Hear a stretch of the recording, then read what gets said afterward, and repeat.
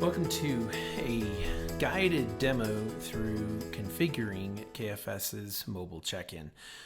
We've had significant interest in this, and the configuration can be a little bit tricky. So we're going to go through all of the module settings of mobile check-in, and we're going to discuss each one. And we're going to talk about printing in particular and how SMS labels can play into that. So without any more introduction than that, let's just jump straight to our module settings. There are a number of things you can configure. I'm actually just going to go through each one, and we'll talk about what can happen here and why you would use each of these settings. So CSS override really just controls the way that the screen looks. So when you look at this screen here, we're using just the standard members responsive check-in. And that's what we felt, that's where we kind of build our stuff, is expecting that your template is based off of the members responsive Bootstrap 3 kind of theming. This would allow you to control specific theming for this page. So if you did have a check-in theme that you wanted to apply that had a little more color or some graphics, you could do that with this overridden CSS file. Geolocation.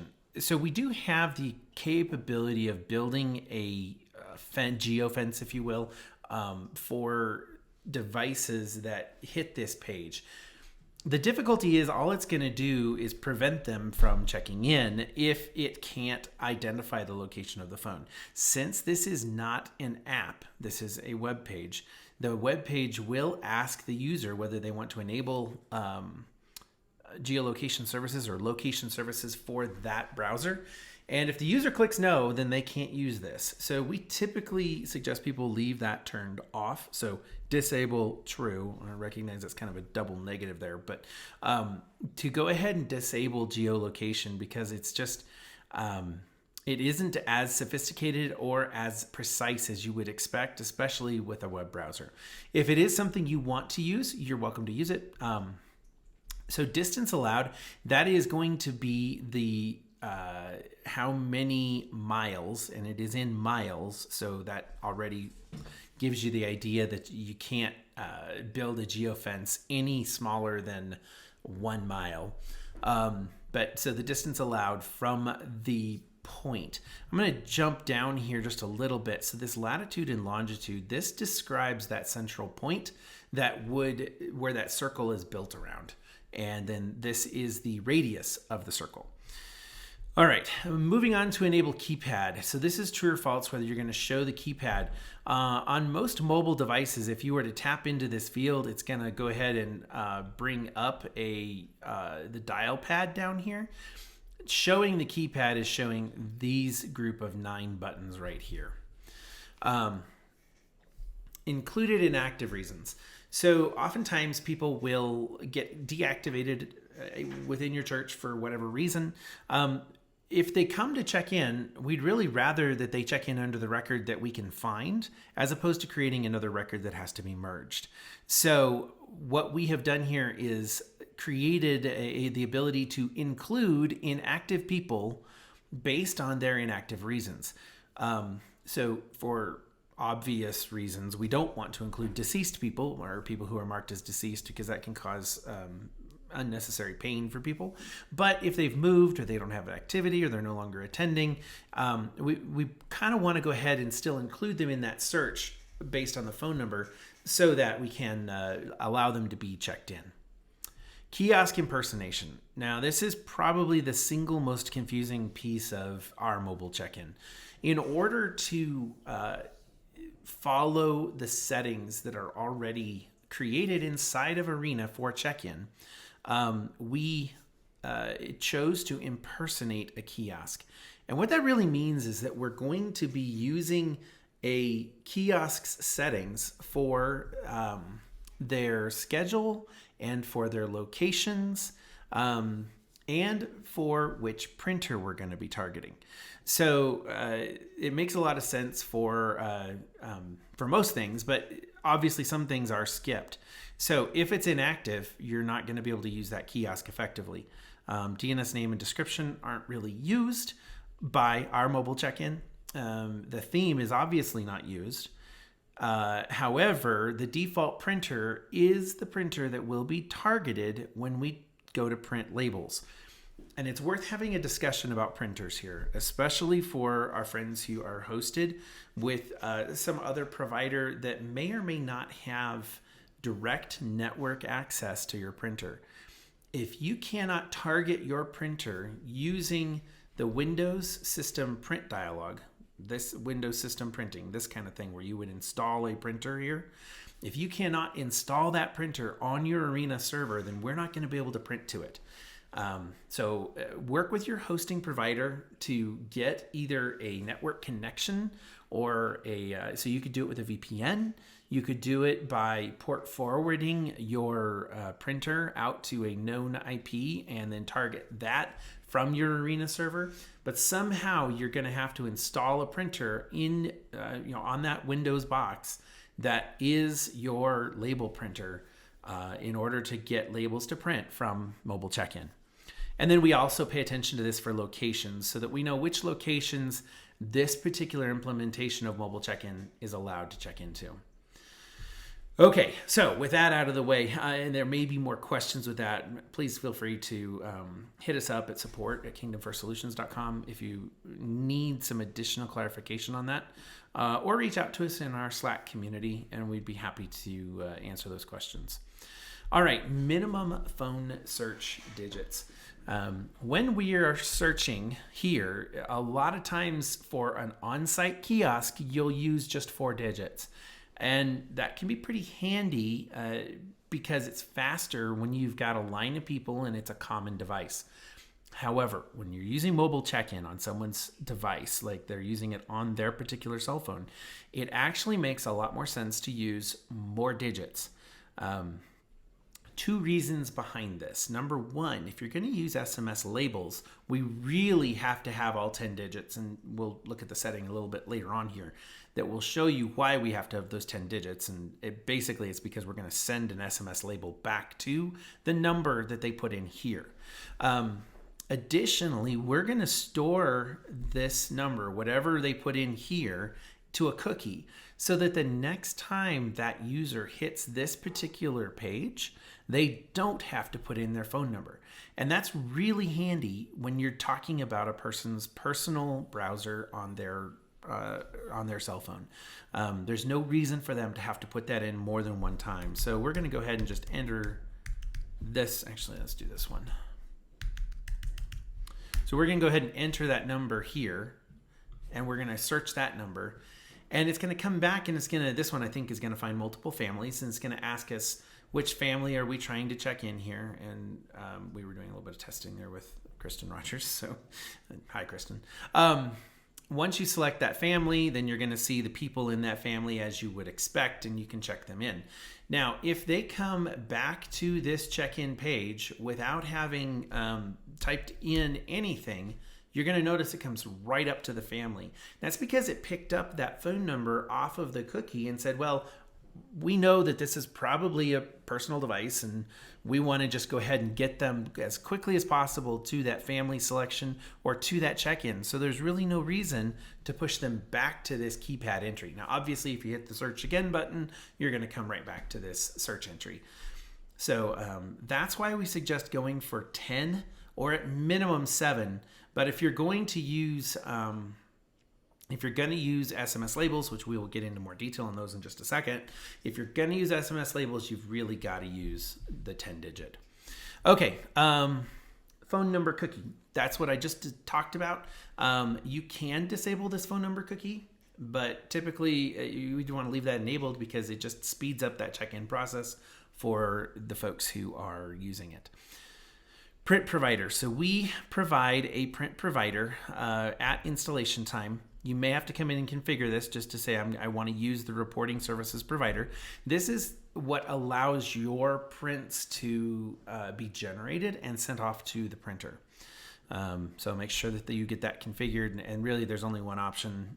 If there was another print provider that you had built custom for you, you could install that there, but you're going to need to contact us for more details on how to do that. Most people are not going to be doing that.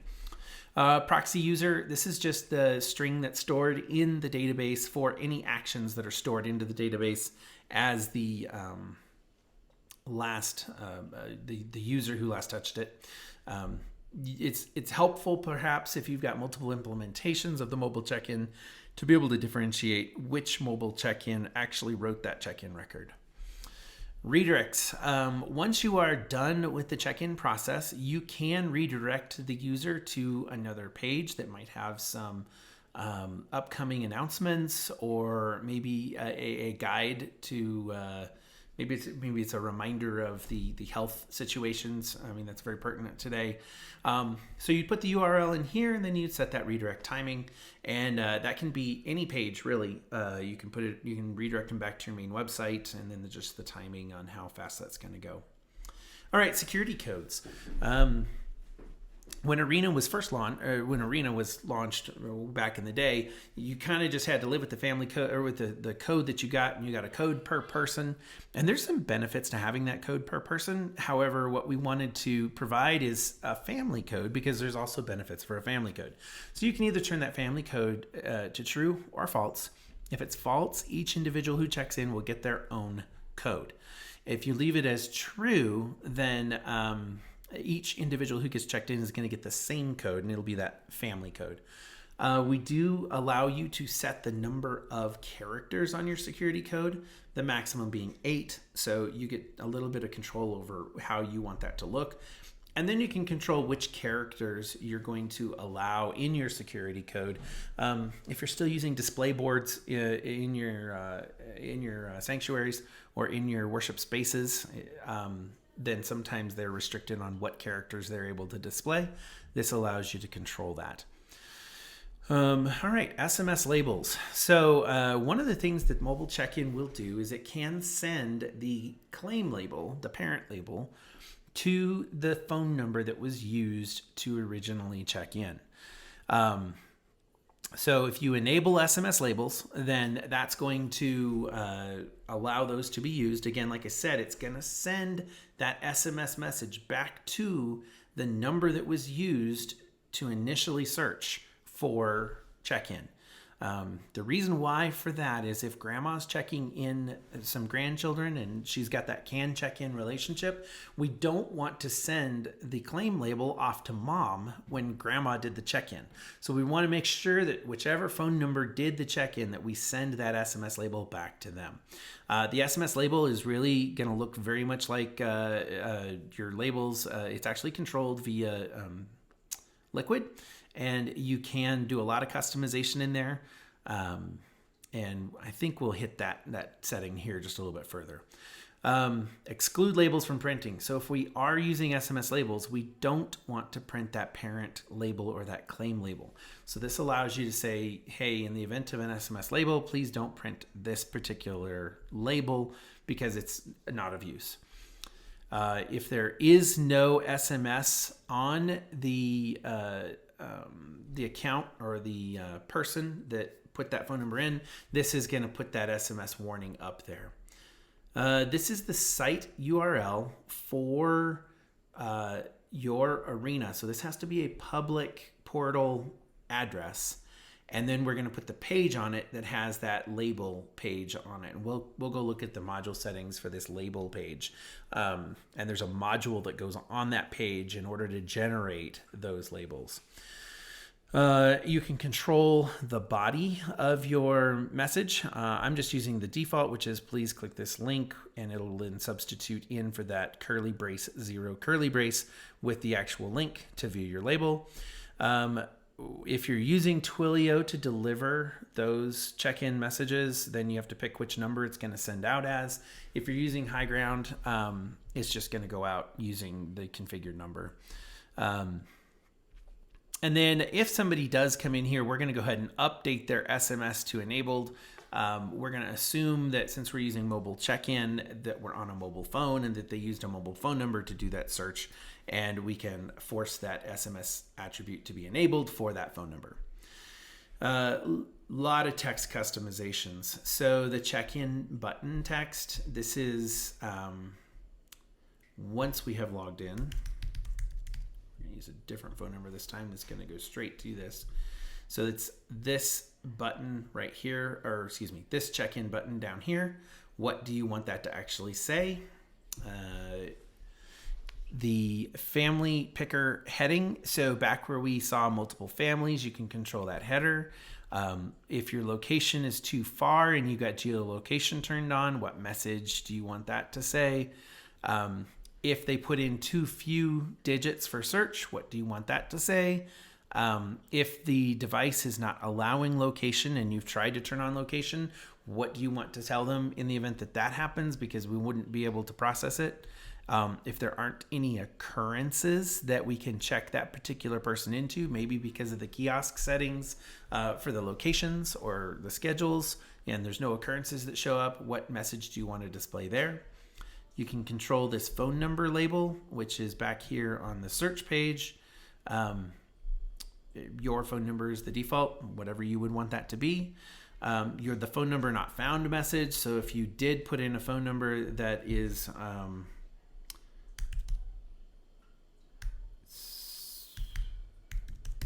I don't think we've got that one in the database. It's this message that we couldn't find the phone number, and however you want them to be directed there.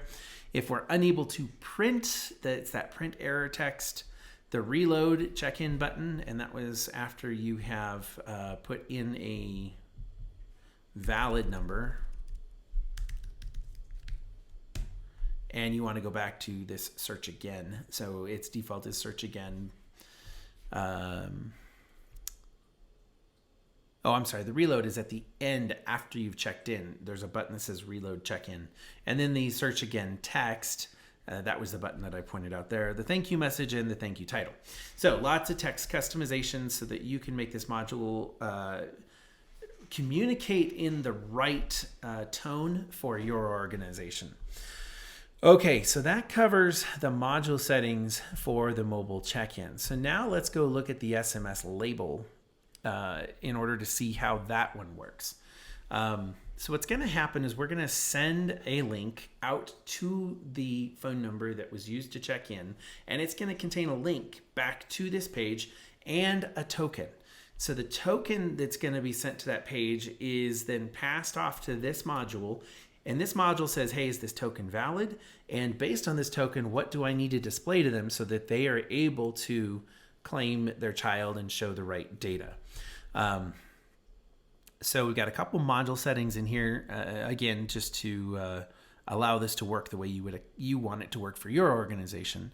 The length of time to allow access. This means that if they got a check-in label and 8 hours later they want to use it, it's not going to work because the default is 4 hours. So it's in minutes. So you can say, you know what, I want these check-in labels to work for 180 minutes, which is typically easily long enough. 240 is 4 hours. We just went on the long end of that. Once that link is expired, you can control the text that comes up, and it has a default here. The link for your security code has expired. Please see the attendant for assistance. This is the liquid template that is used to generate the output of this label. Let's see if I can work through a demo here at the end to kind of show you what that liquid template would look like. But again, a lot of flexibility in what that's going to look like so that you can make it look very similar to your paper claim tags. Show errors. This is really when you're working through a custom liquid file. If you show the errors, it helps you identify where you might not have gotten that liquid syntax exactly right. And then if the token's not found, we would just want to have another message there. And we want it to be configurable so that it matches the tone of your organization. So that's the basic process. I wanted to just reiterate, in order for printing to work, you've got to have a server-based printer. That means a printer that is installed on your Arena server. Obviously on my development box, I've got my 2 printers here at home. You would see your Zebra or your Brother label printers here, or Dymo or whatever you're using. And they would need to be installed on the server because everyone's mobile phone does not have access to your network to print. It's using the Arena server to generate that print. And then the other one is the other gotcha is just making sure that you've got, at least for the SMS stuff, how you've got all those pieces knit together correctly so that mobile check-in will send out a link that is retrievable by people. So let's go ahead and give this a try here. We're going to go ahead and check in. We'll check in these 3 here to the daily test. And we're going to check them in. And this should send a mobile check-in label. It's actually going to print some labels too, I believe. You heard my printer kick off back here. So it is going to go ahead and print those labels. I'm just using a laser printer here, not a label printer. And so we got our message. Thanks, you're all checked in. Due to the fact that I'm using a tool called ngrok and Twilio, Twilio does not like to send these ngrok links, probably because it could be used for nefarious purposes. So what I'm going to do is I'm going to go log into Twilio over here, and we can pick up that link that was sent, and then we can see what that's going to look like. Oh, nope, we did get it. It came through. So apparently Twilio is being nice about it now. So we're going to go ahead and pick up this link. Actually, we should, yeah, we'll just copy it. And we'll come back over here. And we're going to paste it in. So this is as if they had,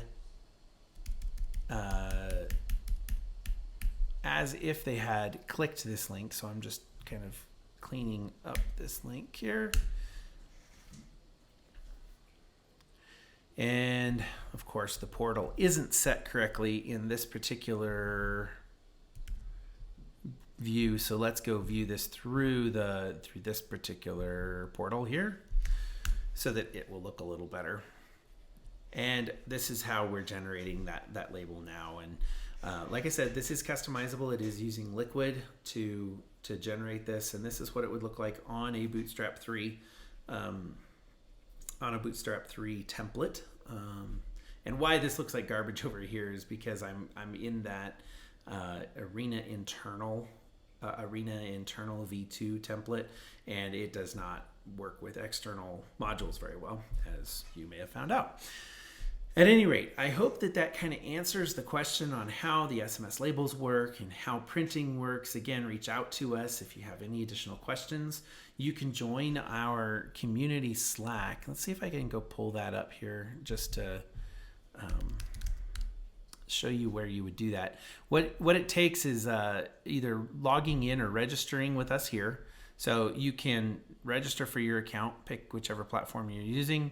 After you've registered, you would be going to the My Account, and we'll just jump over to that right now. And then there's this little join button right over here for the KFS Community Slack.